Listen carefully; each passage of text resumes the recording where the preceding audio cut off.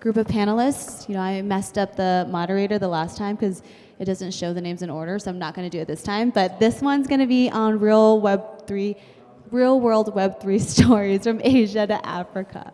So round of applause for our speakers, please.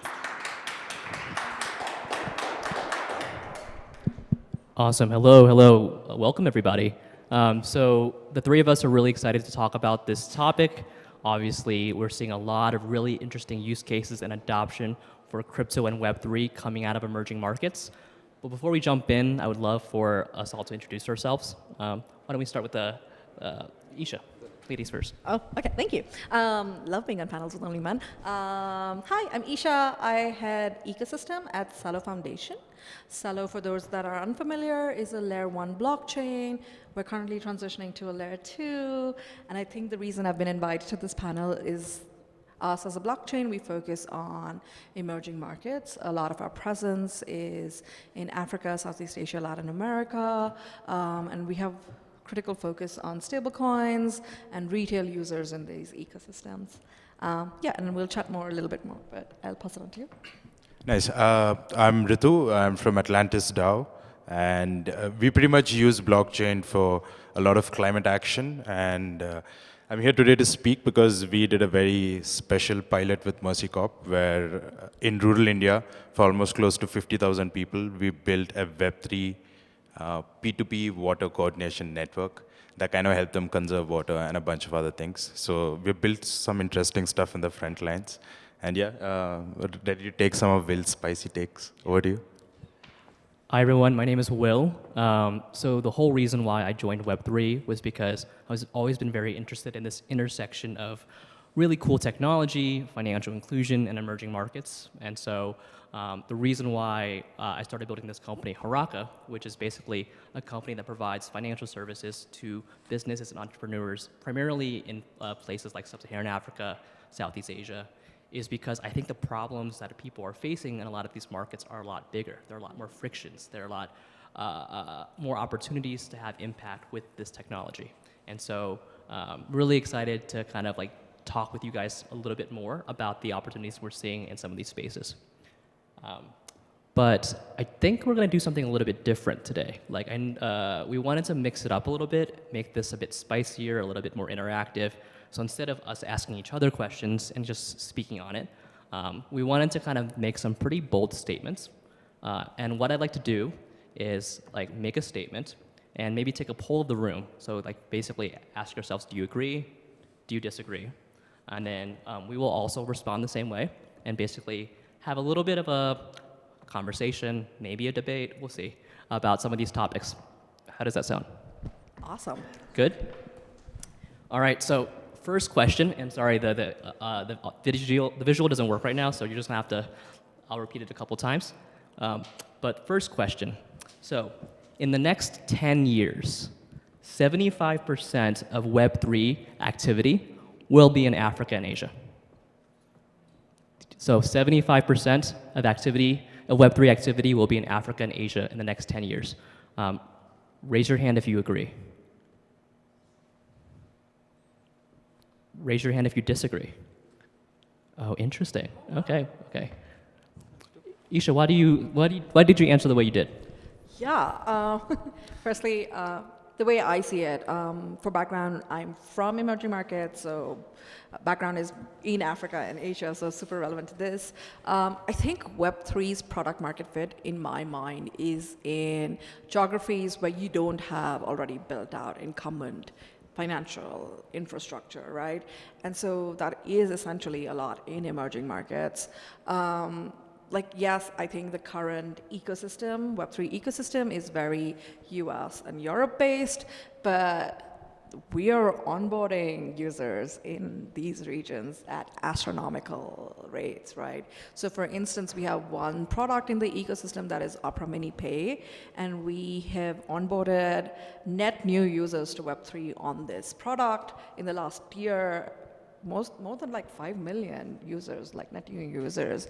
And I think that's just tip of the iceberg as we kind of as I see it grow and scale in the next 10 years, I think we're going to go from 5 to 500 at least. Yeah, that's my take. I think my take's going to be more from a product builder's point of view, like how you're trying to look at these spaces and how crypto will really be useful. Especially in Asia, Africa, and some of these continents, it's predominantly got a lot of low trust societies. So crypto is a great way to program values and build coordination tech around it. And another thing is massive amount of people are still bankless. There are a lot of people who do not even have bank accounts, and some of those people directly come onto crypto. And this is not the case in most of developed nations. Like almost all the infrastructure is pretty good, and the developing nations are catching up. And crypto is a really powerful rail, like Isha mentioned, financial rail. So as a product builder, if I'm trying to build something for population scale, I would look at Africa and Asia. Yeah. Yeah, I mean, I echo what you guys said. Maybe I'll add 2 quick points here. But look, if you look at the latest Chainalysis reports, like I said, 8 or 9 out of the top 10 countries per capita when it comes to crypto adoption already in emerging markets, right? So this is already happening. So it's very It's a sign. Yeah, exactly. It's a yes. The universe agrees that it's happening. So I think there's just a lot of interesting activity that is like when you think about non-speculative use cases for crypto, right?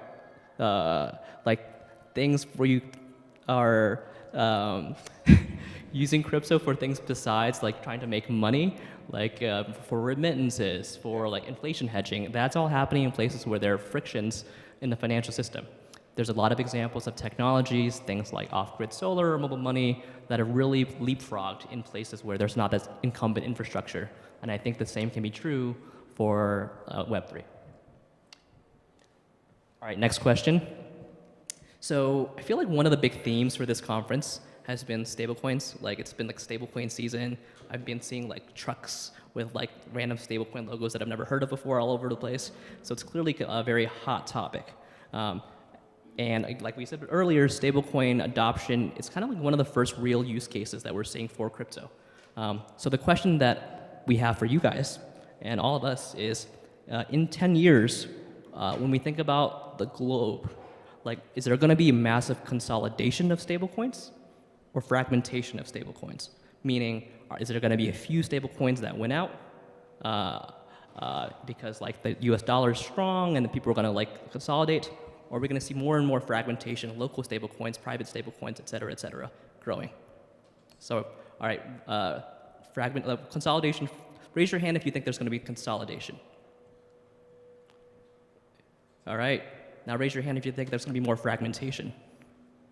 Interesting. It feels like almost an even split. You want to go first? I think, again, my experience trying to scale the services that we have built, something that I'm noticing is that, yes, definitely adoption of stable coins is going to go up, but every country is going to spin up their own stable coin in some way. And that's going to bring on its own fragmentation, And yeah, I'll stick to that. Sure. I think it's going to be interesting, but like it feels like deep down there are strong network effects to stablecoin adoption, right? Like you need to have like liquidity, good on and off ramps, like, and so I do think that over time there's going to be a few kind of like key winners that like win out, and it does make it easier when there's kind of like one global stablecoin that serves as kind of the oil to grease the financial system. And so I hope I'm wrong, to be totally honest, but I don't think I am. Yeah, I agree with you, Will. Just like in the last year, we've seen stablecoin TVL increment like drastically, and most of it is in the top 2, and also in the regions that we're talking about, like Africa and Asia. When you talk to somebody in Nigeria about dollars, they don't know the dollar, like the fiat dollar. They say, oh, USDT. And so that is how they kind of think about dollars in general. And so to kind of go from that to like multiple, I find that user adoption would be very difficult. I think there will be more consolidation. There will be clearly a couple of winners. Will it be 2 or 5? I'm unclear. But I think there'll be a couple of winners. There'll be fiat-based stablecoins. There'll be like a few that are like top there, and then a few maybe like interesting like yield-bearing or programmatic stablecoins. But I think it will definitely consolidate. We won't have USDC A to USDC Z. I think there'll be fewer. Cool. All right. So I asked ChatGPT to make some of these questions spicier, and this is what they told me. Next question is, crypto will be a political weapon in Asia. So yeah, again, crypto will be a political weapon in Asia. Raise your hand, sir, if you think it's yes. Raise your hand, sir. Raise your hand if you think it's no. Wait, what did you guys say? I didn't see your. Yeah, you said yes. No. Okay. Wait, one more. Let's raise our hands. So ready? Yes. Raise your hand. No. Raise your hand. Interesting. Okay. Okay. Isha, you go first this time. Oh my God, this one's a tough one. I don't think it'll be a political weapon. I think like crypto, what it does is it kind of helps you. I mean, transparency of data is a really big thing that like crypto and Web3 in general provide. And I think because of that, you would be able to use that less as a weapon, right? Like I know, especially some countries in Asia, politicians are able to throw out random statements and win their campaigns based on random statements, which is completely unbacked by data. I think crypto, what it does is it kind of like backs up all political, backs up with a lot of data. But that's mine. I'd love to hear yours. I mean, I'm still in shades of gray, but I do believe that it's going to be harder because you can trace, unless we're going to see like tens of tornado cash come up, and like then things are going to get wild. But if not, I think you can trace a lot. I mean, like we saw the biggest heist recently, and we know where it went, and so. Yeah, I agree that the real answer is probably more nuanced, like it could be. But the reason why I said no was because there's actually been examples of governments, of people in Asia using crypto as a way to fight against government corruption, right? So the best example I can think of is like in Myanmar, where a lot of the separatists and like kind of the rebels have been using crypto because like it's a way for them to like move money around and pay folks against a very dictatorial regime, right? And so I do think that it creates opportunities to fight against like authoritarianism. Oh, yeah, you're right. Sorry. I thought I meant like I interpreted this question as political weapon from like the top. Yeah, it's a tricky one. Yeah. Okay, I changed my mind. I'm a yes then. I'm a yes. Cool. All right, want to do this one? The next question is, play to earn and Web3 jobs will become the new offshore outsourcing industry in Africa and Asia. So again, play to earn, Web3 jobs will become the new offshore outsourcing industry in Africa and Asia. Ready? Raise your hand if you agree. Raise your hand if you disagree.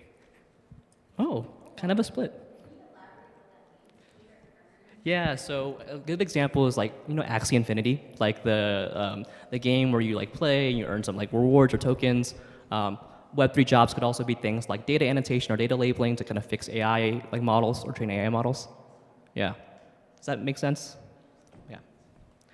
And so this could become a major source of income and jobs for people in emerging markets. Sure, I can go first. So I actually did a lot of projects on this. We did several pilots, one with Mercy Corps actually, around like data annotation and data labeling. And I think there's a lot of really interesting things happening. Like number one, obviously AI is booming. I believe that within our lifetime, data is going to become the world's most valuable commodity. But to make that like just like oil, to make it valuable, you have to refine it, you have to annotate it, you have to label it. And so that requires actually human intervention to train or to like manipulate. And a lot of that will happen in emerging markets. There's also interesting things happening with data annotation too, where you want people from a diverse background to train the data because otherwise you're going to have biases. And so it does make sense for folks to have a lot of these opportunities. And I think Web3 and crypto is going to make the borders a lot like less, right? It's going to make it a lot easier to kind of like create these jobs, reward people, kind of like move things across borders. And so I see it being an inevitability. Yeah, I agree with that. We're already seeing this. Like I mentioned, we have this application that is very popular in Africa, and we kind of like tried multiple things with this application. We tried like save and yield, but what was most exciting to them was like either play to earn or anything gaming. And play to earn is actually like opening up access to a lot of like job opportunities clearly, but it is also like like Will mentioned, like data is going to be king, and so play to earn is a really great way to kind of like clean out data. Yeah, I think I could speak a lot about this because one of the first products that we built was DApp called Impact Miner. It's got gamified climate bounties, pretty much. They're just tasks. And we literally use these Web3 gamified rails to help villagers come together. You know, they were picking up different tasks based on their skills, and they were getting paid in crypto. And I think this is going to go a lot more, especially in India. If you see, a lot of young talent today work for a lot of international companies, and most of it is like Web3 jobs. For example, Super Team Earn, they probably like generated more than 2 to 3 million as a community in terms of outsourced job that they've got for Web3. So yeah, that's the future. Seeing big activity in Nigeria, India, they're leading the way. Cool. Maybe one more question? All right, ready? So last question. Stablecoins will replace mobile money for everyday transactions in emerging markets. So again, stablecoins will replace mobile money for everyday transactions. Raise your hand if yes. Raise your hand if no. Oh, interesting. Oh. So there is kind of an even split, but we all said no. Yeah. What do you say? Kate, why did you say yes? Yeah. What do you say yes? Because I think that stablecoins will become the world currency, and I think that people traveling and people in different countries will adopt to one currency eventually, and it will become the day-to-day currency that everyone uses. Which is Spicy question for you. Which is the currency? which is the currency? TBD. So I said no, but I said no for kind of a cheaty reason. Like basically, I think that there's going to be a convergence, and we're not going to see that much of a difference between stablecoins and mobile money, right? Like, for example, I think what mobile money has is like this massive infrastructure, a lot of agent networks, et cetera. And right now, most people in emerging markets, they're using mobile money as an on and off ramp to stablecoins, right? And so I think that line is going to get blurrier and blurrier, and we're not going to see the separation. So I don't think stablecoins aren't going to replace mobile money so much as kind of like merge with it, if that makes sense. See, I have a completely different take. Okay, please. This is why we're talking. I think when we think about stablecoins, essentially like what Kate said, in my mind, it's like, okay, one currency, and I don't think that's going to happen. I think how you have capital controls on fiat, a lot of emerging markets are going to put capital controls even on stablecoins, and it's easy to track, it's easy to govern. There's literally smart contracts that you can put in place for capital controls on stablecoins, and I think a lot of emerging market countries, I know this is already in the regulatory landscape of a bunch of like EM countries in Africa specifically. They're thinking through how do they kind of conserve their local currency, how do they conserve fiat, because a lot of like, money markets and like how the economies work is based on like fiat control, right? And so if stablecoins take over, then they won't be able to control how their economies function. That's at least my take. Yeah, I think for me, it's just the sheer number of mobile money that's going to pour into the market that's going to like prevent this whole thing happening. And also maybe an introduction of CBDC. I'm not sure about that, but I do see like mobile money, like it's just going to be unstoppable. But enterprise deals, definitely not going to look at mobile money. I mean, that's really interesting. What do you think about central bank digital currencies? Are they going to replace stablecoins? If I have to stick with my thesis earlier, I would say it would, but you guys had some strong arguments. So. Okay. Well, cool. Thank you for listening to us ramble about stablecoins and emerging markets and all this stuff. Hopefully you got some good insights. Maybe you agreed with us, maybe you disagreed with us, but that's okay. We'll be around after. Do you guys want to say any last words? No, thank you for being here. It was really interesting to see some of your spicy takes. I appreciate it. Thank you for having us. Yeah, just quick word, there's definitely a lot of real world use cases in crypto outside trading, and you guys should keep a good track of it, and there's some phenomenal work happening in this space. Thank you.